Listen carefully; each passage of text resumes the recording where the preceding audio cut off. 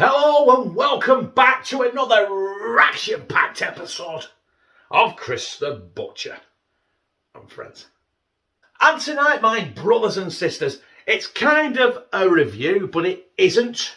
I've got some homemade Italian sausages, and the story behind this is, last Friday, I was supposed to go down to this guy's house that I know, he's called Ray Hill. He's an ex-butcher, and he wanted me to go down and help him make these Italian sausages, which are here. Now, obviously, with the current climate of COVID, he's had to go for an operation, which I think, by the time this comes out, I think he's had his pre-op and stuff. But because of that, he's had to self-isolate for 10 days. So I couldn't go down and help him make them. But he kindly said, please, you can put it on your channel, I don't mind, see what you think, and you can have some. So I went down Sunday morning, after I picked my car up, because I went on piss Saturday night. Only was supposed to have 2 pints, ended up having about 5 pints. And I thought, better leave my car up there, get a taxi. Then I got picked up, got my car, went to Ray's, picked up the sausages, and came home. Now, they were frozen, so they've been in my fridge for 24 hours, and now they're defrosted. Tell you what, they smell fucking good. Now, I'm not 100% sure, because I weren't there when he made them, exactly what the ingredients are in them. But I know he's made it with pork shoulder meat. I think it's a 70-30, 70% lean, 30% fat, and it's definitely got, we fucking love garlic in them.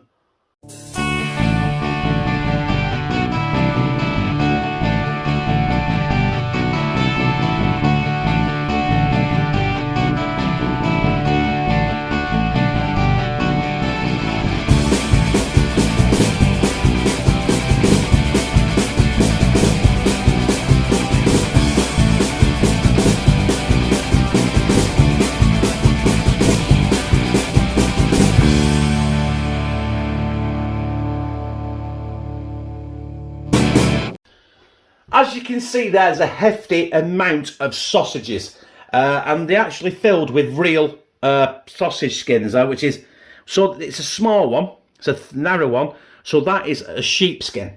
It's the sheep's intestine. Obviously, the thicker ones are pigs, the small ones are sheep's. So this won't take long to cook. Also, I do know that the mix has been minced on a coarse plate. Now, if you don't know what a coarse plate is, it just means the mincer, the hole in the mincer blade is bigger. So the mince comes out bigger. Obviously, the smaller the blade, the fine plate, it comes out finer. Normally, when you get your mince in, like your Tesco's, your Aldi, or any supermarkets like that, it's normally 99% of the time, it's always on a fine plate. Now, a coarse mince is very good for making sausages, especially like the Italian ones, because you want them a bit rustic. Rustic, you want to have a bit more chew, bit more like a grainier taste to them. Also, coarse mince is good for burgers as well. So yeah, I'm not sure what the weight is there, but as you can see there, it's held together with 2, what are they called, cocktail sticks.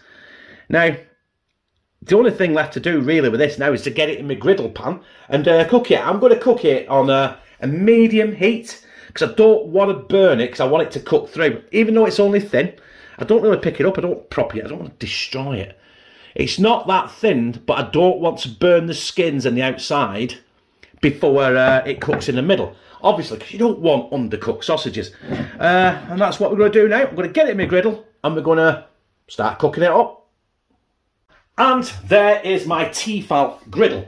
It has seen better days, I must admit, but I've had good use out of it, and I've had it for about 5 years. So, as you can see there, that's where Lou's fucking scrubbed it with a Brillo pad.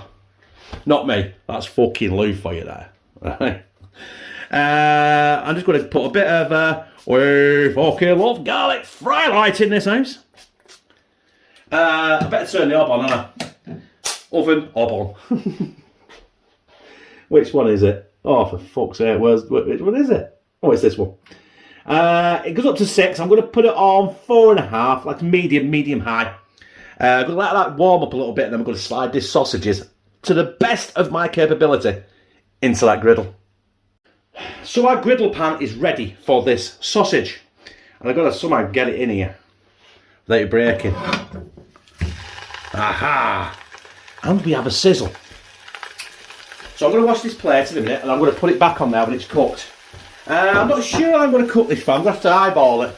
But I'm thinking it's probably going to take 5-6 minutes each side, just to be on the safe side. Safe side, a lot of sides there, isn't there? So I need to stop moving it and fiddling with it, so I'll let it cook. So I'll come back to you in about 5 minutes and we'll flip it. So I'm going to attempt to try and flip this now. Wish me luck. It might be a case of I've got it wrong hand here. Look at that fucking thing here. So a lot of juice is coming off it. Hey! There we are. Fucking have everything. Twat. Incidentally, I got a little gift through the post off the Suffolk Viking, which would have come in quite fucking handy right then. But you will be seeing it in a video coming very soon. It will probably be after this because I haven't filmed it yet. So yeah. Might have to flip this a couple more times yet, just to make sure it's cooked. I can always cut a little piece off and just see, but really, mainly it's cooking there. I don't think the griddle pan's quite level, but we'll find out, won't we? As long as it's cooked alright and I don't kill myself, jobs are good. It smells fucking fabulous though, by the way. It really does smell good. As you can tell, I think it's done. Now, I have off camera, I've turned that about 4 or 5 times just to make sure it's cooked on every side. And I also added a little bit of vegetable oil in there because I thought the pan was burning the sausages and the pan was starting to burn quite blacky. Probably because my griddle's a little bit knackered, I don't know. So yeah, I'm going to attempt now to get this out of that pan and onto my chopping block.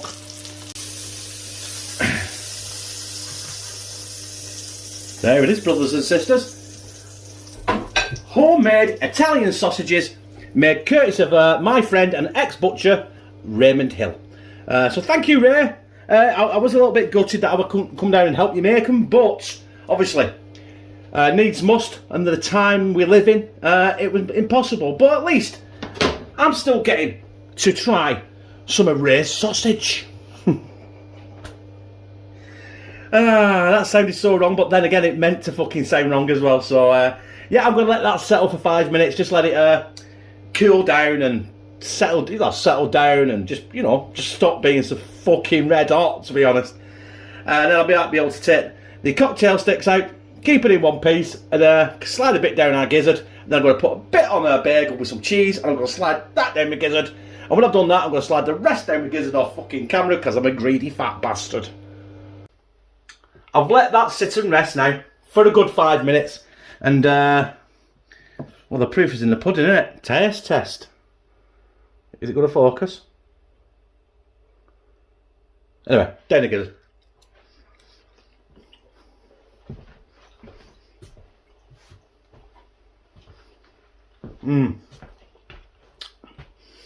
Obviously, it's not got the texture of a normal sausage because it's been minced on a coarse plate, so it's a bit more rougher. Means here.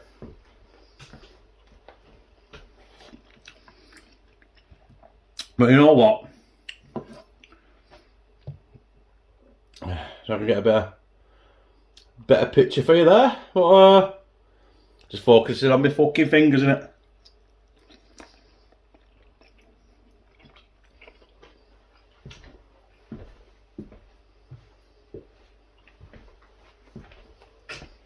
You know what, Ray? You made a fantastic sausage there. There's definitely the garlic coming through in that. That is rammed with garlic. Now, he did say, he said, there's plenty of you fucking love garlic in it, he said, exact words. Sorry, a bit went down wrong hole there, I was all breathed. Excuse me. But Ray, if you will, I know you probably watched this, well, I know you will watch it. If you're doing me a favour here, would you think comments, just put a brief description of what the ingredients were in there so I can pin it, so everyone can see and know actually what went in the sausages. You don't need measurements, just what herbs you used. I know we know you use fucking garlic. And there we have it, my brothers and sisters, on a toasted bagel with some lovely cheap processed cheese. Beautiful one, but the bagel's red hot, for fuck's sake. I should have left it cool a bit, shouldn't I? Just get near my gizzard.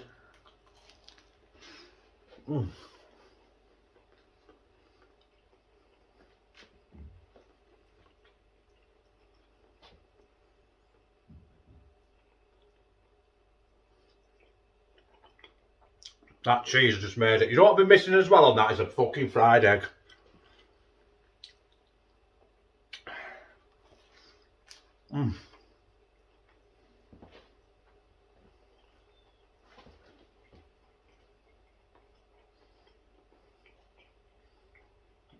Oh, try to get them a gizzard.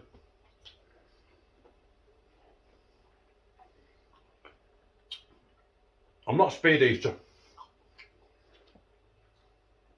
That, my brothers and sisters, is the dog's bollocks. Thank you to Ray Hill for making them sausages. Obviously, I was supposed to be there to do it, but we couldn't do because he was self-isolated. But I still got to taste them, and them are a seriously, seriously tasty, garlicky sausage. With a bit of cheese on a bagel as well. A fried egg would have fucking topped it off, absolutely. Behold. But yes, thank you very much, Ray. Like I said in the comments, just put a brief description of what ingredients you use, just so I can pin it, so people can see what went in it. But other than that, I fucking loved Ray's sausage. If you like this, press like, comment, share it on your social media, and subscribe. Bah! And become a family member of Team CTB, where I fucking love you.